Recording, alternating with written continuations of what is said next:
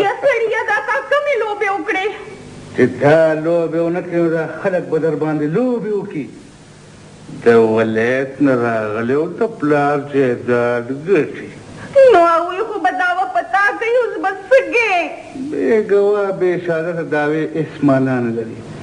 په هغه ما د مرګ یېرې تېرې کړې دي او چې مرګ یې ولیده نو په خپله به ته بېرته غاړه کېږي نو ته څه وایې چې جینۍ به موږ له راکړي جینۍ نه ما پخوا غوښته او نه پرې اوس بلا شوم زما مطلب په ځمکه کې و او د کمال الدین چې دا یاد نو بیا به کلي ته مخ راوانړی نیغ به لندن ته ځي خو زما انګور انګور د ګور ته کوزه ته د خپل کور غم کوه ته اوس هم د ځانو کډوري غواړې یا خدایه زما خپل زوی له څه جواب ورکړم زوی ته دې د خولې نه ووځي دا خبره ما د هغه نه پټه ساتلې ده بچ کې دې را نه شي او که بل راته معلوم شو نو په هغه ځای سر وان کړې ته چا په سر ننګونه کې سړیا تا سره لا کم ښه کړي دي هغه یو لوري وه هغې هم درنه په کور کېنوله که ناسته هر ځای په نوم زما ده نو ته ځکه ټوپونه وایه چې ستا په سخر ډدې شوي دي زما په سخر نه زما په سر ډدې شوي دي منم او خلک وو چې دا ډدې د مونږ خان کړي دي ستا خان ستا پلار اول خو به هغه داسې کړي دي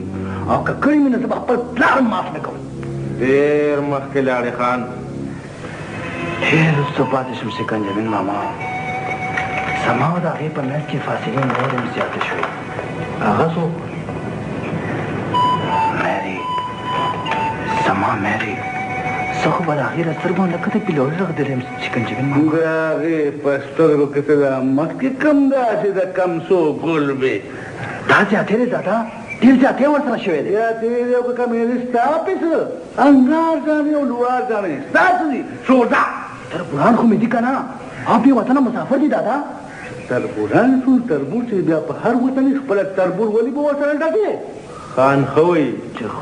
ښه وایي نو زه خو به پرې سر ماتوم په چا چا چې زما په تربورانو ډزې کړي دي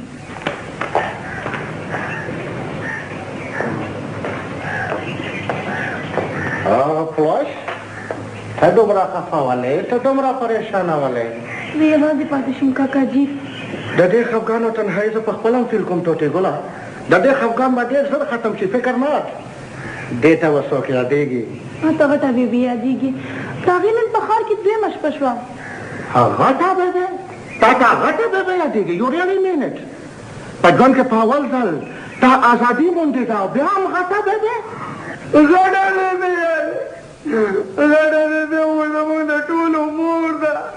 او چې غټه بیبي په کور کې نه وي نو موږ ټولو د ځان دې مور کاري انکله چاړه ټوټې ګوله ماشاءالله ما ټوټې خپله مور را یاده کا تاسو مور دې کله مړه شوې وه انکل دا معلومات ماته نشته د لیټ اولدین خان یاداشتونو کې آس شته خو دا چیپټر پکې خالی دی دا ولې انکل لیټ اولدین خان ظالم ډېر زوړ پښتونو او زاړه پښتانه د مرګ نه پس هم د خپلې بیبي نوم اخیستل کفر ګڼي په لندن کې هم ولې په لندن کې تا ته پښتانه نه ښکاري ما په اول ځل خپلې مور پسې وژړل ځکه چې زما لایف په خطره کې دی ټوټې ګله سړیا موږ خو په جون په کاڼو ولو او د مرګ نه پسې بیا د قبر کار وکړو ټوټې ګله زما ډېرې دا واله ډېرې انکل شمشید علي مې راوستو کمالدینه دی به ښار د خبر یوسي دا ډک لوټه څه ضرورت زه په خپله ځم که نه په خپله خپې وباسې او دا تود میدان موږ ته پرېږدي تود میدان یعنی هارډ ګراؤنډ زه پوه نه شم شیر علي دا شر چې در لکتلې دا به سردم رسول غواړي ستاسو مطلب دی زه پښتون نه یم دغه ویم که نه په دې خبره کې مشرانو سره صلاح کوو بیا به مخکې ځو مخکې چېرته ښار ته نوښار ته که پاراک چنار ته د ټولو نه مخکې خو شمشیر علي ښار ته لیږو د هغه د حفاظت هم ضروري دی ټینګ دی بابا